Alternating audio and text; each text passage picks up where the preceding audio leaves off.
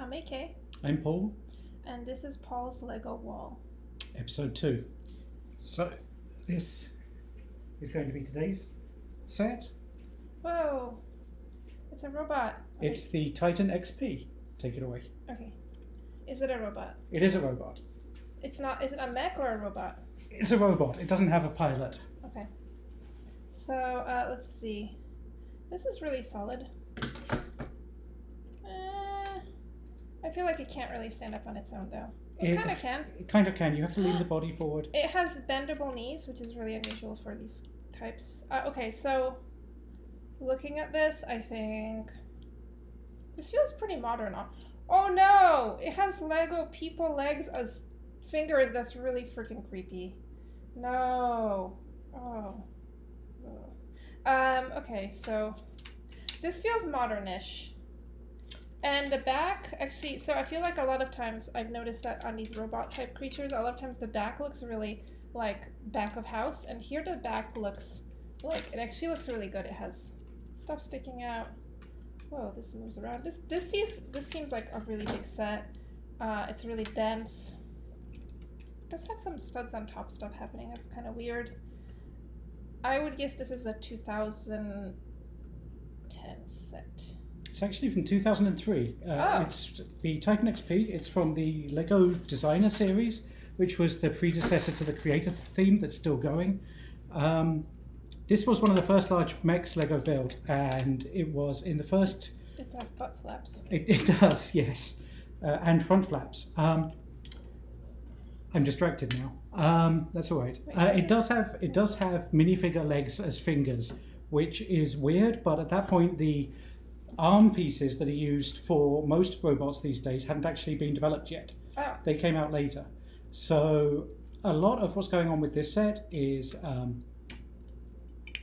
there's all of the hinges are done using what were then new pieces, click hinges, from the dinosaurs line of all things. Huh. But this is a wonderful robot. It's unfortunately from the period when Lego didn't entirely know what they were doing, were producing far too many colors, far too many pieces. Yeah, they had no quality control. 2 different shades of gray. I think You call this old gray, right? No, this is actually new gray and sand blue. Oh, sand blue. Okay. Sand blue is a rare color there's a because third gray. there is also new light gray. Yeah. Jeez. So there's both. So this is in the new grays, which is good. It also has. Look at this. It's all the different grays are here. These people have no control. It also has a hair stuck in it. Oh, well, no. let's knock that out. If you bring the front close to the camera, you can see that's there's. my hair.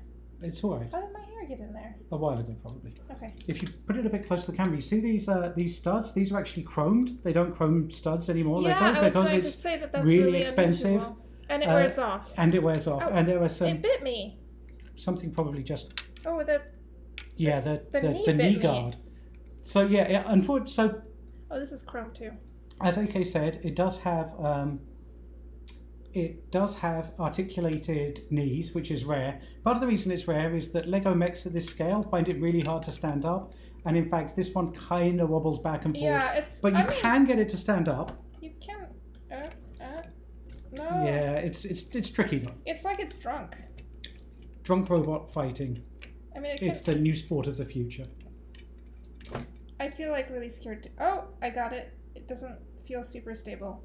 It does have a tiny head, but huge shoulder flaps. I really like this set. It was one that I completely missed in the period when I stopped buying Lego again in the mid-2000s. And I bought it again recently, and I was able to get it for relatively cheap. It is an expensive set on the second-hand market because it's from the era when people weren't buying Lego, which is why Lego almost went bust. So is this does this have a lot of parts that you can't get from other sets? It does. I think these flaps on the top are exclusive in this color. Yeah, there's a lot of the sand blue pieces were exclusive. Ankles. Yep, were exclusive to this set until the Lego Ninjago movie came out, and then a bunch of the bad guy sets used sand blue. And there were some pieces in orange, I think, which are only on this set and no others. I can't help but keep flapping the butt flap, which is probably inappropriate. But... It has front and back flaps. Well, I'm not gonna mess with its front flaps. Well, that makes sense. Have some decency. So what's your verdict? So I don't really like it, to be honest. Oh. I'm sorry. No, that's all right. I really liked yesterday's Classic Space, but I've seen I've watched Neon Genesis Evangelion. I've watched that other robot thing that everybody watches, Gundam. Mobile Suit Gundam. Not a ton of it. And I've seen the cool mechs that are coming out now. I've seen well, you haven't built the Voltron set, but I've seen what the Voltron set's supposed to look like.